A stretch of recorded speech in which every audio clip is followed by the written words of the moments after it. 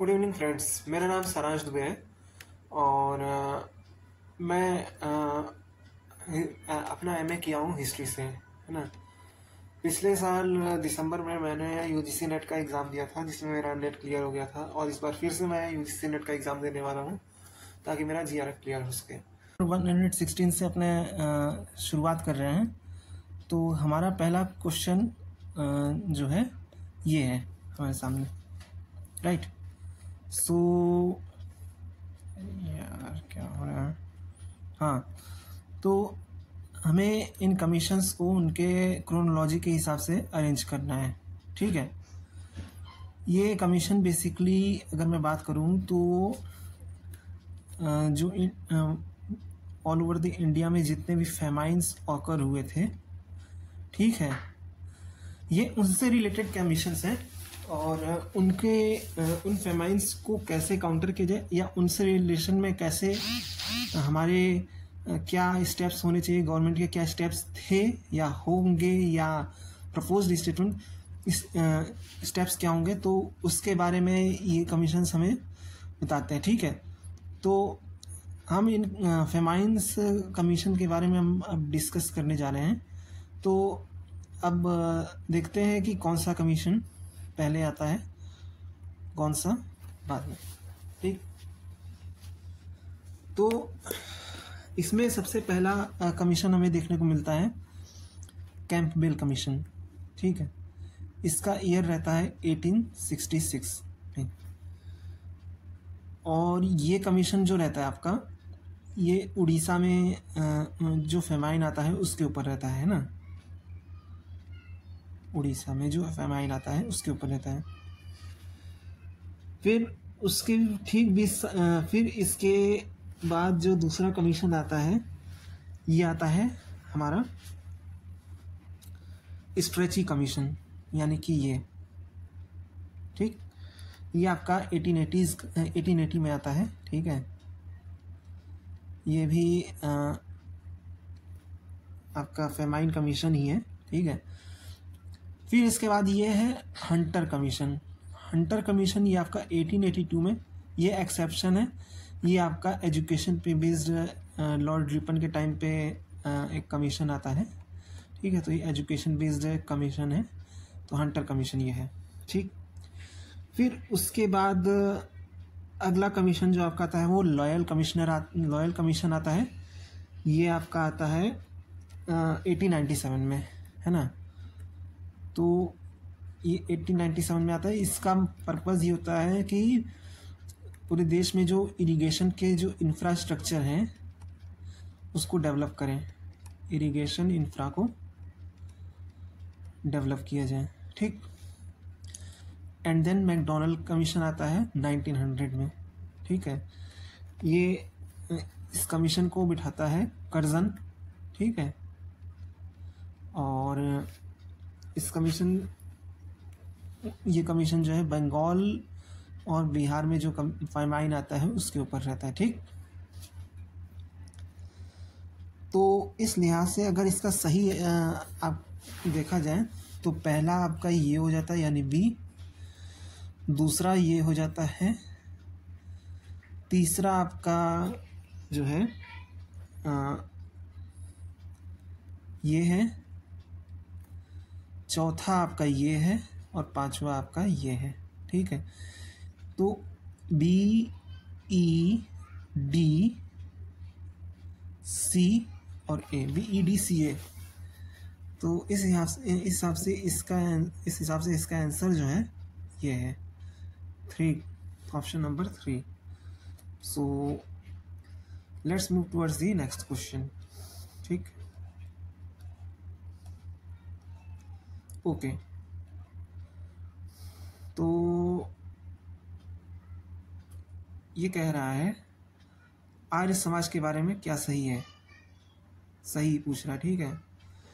The first Dayanand Anglo Vedic college was established at Lahore, बिल्कुल सही है। स्वामी श्रद्धानंद वॉज गुरु ऑफ दयानंद, नहीं। दयानंद के गुरु का नाम था गुरु विरजानंद,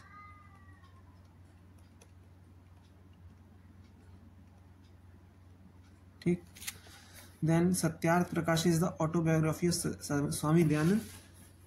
सत्यार्थ प्रकाश स्वामी दयानंद ने लिखा था, लेकिन ये ऑटोबायोग्राफी नहीं है, ठीक है, बल्कि ये एक आप कह सकते हैं कल्चरल बुक है।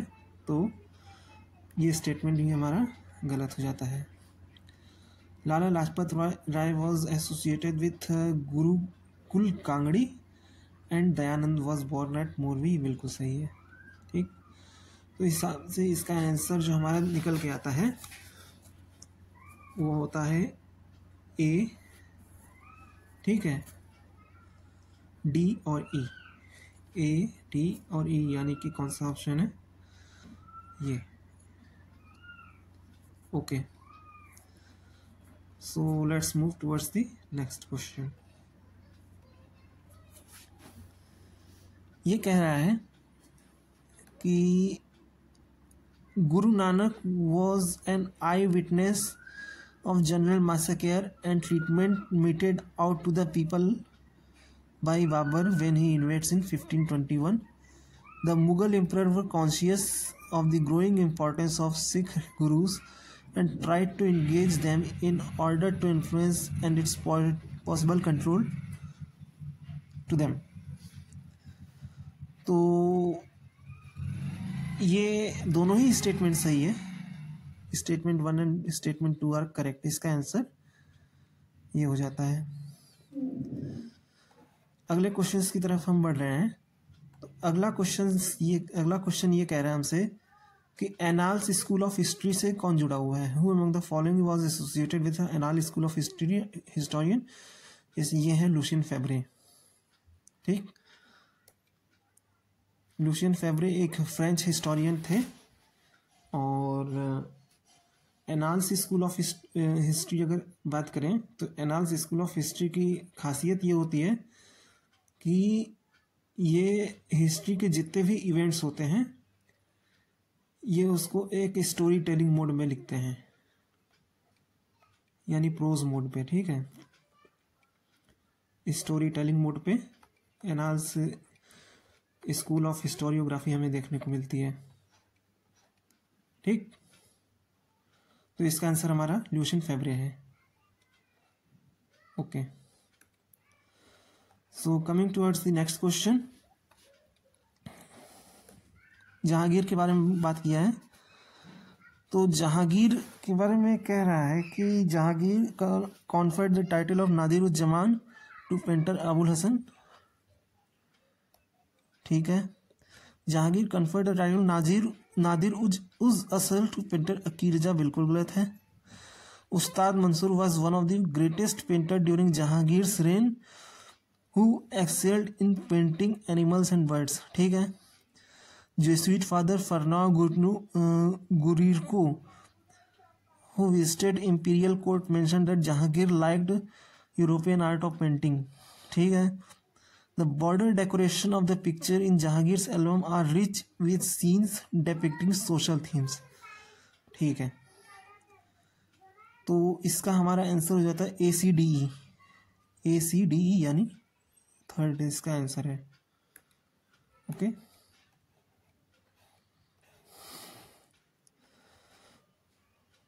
कुछ कांग्रेस सेशन के इसमें दिए गए हैं। तो जो कैलकाटा सेशन ऑफ कांग्रेस हुआ था 1906 का, उसको दादा भाई नौरोजी लीड किए थे, ठीक है। और बांकीपुर का जो कांग्रेस हुआ था सेशन, ये RN मुधोलकर ने इसको लीड किया था, इसको प्रिसाइड किया था। अहमदाबाद वाला कांग्रेस सेशन जो 1921 में था उसको प्रिसाइड हाकिम अजमल खान ने, और कैलकाटा सेशन जो कांग्रेस का स्पेशल सेशन हुआ था एनी बेसेंट ने किया था, ठीक है। तो इसका हमारा इस तरह से आंसर हमारा ए निकल के आता है, ठीक, ओके। नेक्स्ट क्वेश्चन की तरफ हम देख रहे हैं। बैटल ऑफ तालीकोटा कब हुआ था? तो बैटल ऑफ तालीकोटा आपका जो हुआ था वो 1565 में आपका विजयनगर एम्पायर वर्सेस दक्कन सल्तनत, इनके बीच में हुआ था। ठीक है, तो इस हिसाब से इसका आंसर हमारा निकल के आता है 1565। सॉरी।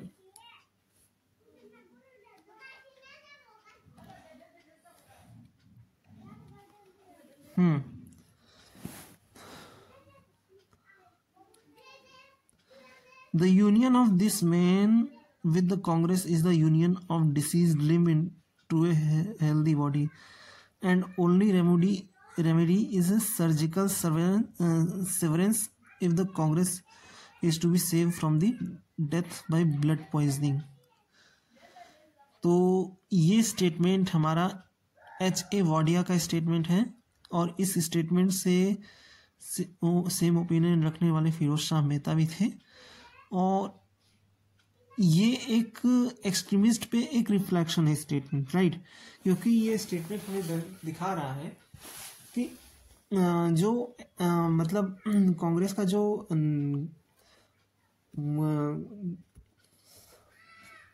नरमपंथी धारा था, ठीक है, यानी कि जिसे हम मॉडरेट्स कहते हैं। मॉडरेट्स बेसिकली एक्सट्रीमिस्ट के प्रति बिल्कुल भी पॉजिटिव ओपिनियन नहीं रखते थे। तो ये स्टेटमेंट ही ये स्टेटमेंट के ज़रिए वो बता रहे हैं कि जो एक्सट्रीमिस्ट थे कांग्रेस में, they are like poison in the body. तो ऐसे हिस्से को शरीर से अलग कर देना ज़रूरी होता है। So these are their opinions, right. So coming towards the next question.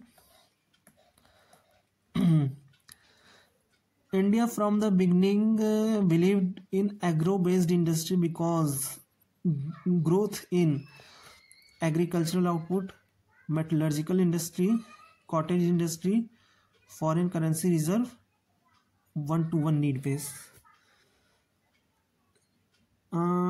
ये जो है इसका एग्रो बेस्ड इंडस्ट्री से कोई डायरेक्ट रिलेशन नहीं है, तो ये नहीं होगा, बाकी सभी होंगे। ठीक है, तो इसका होगा A, B, C and D। इसका होगा A, B, C और E, यानी कि ऑप्शन नंबर 3।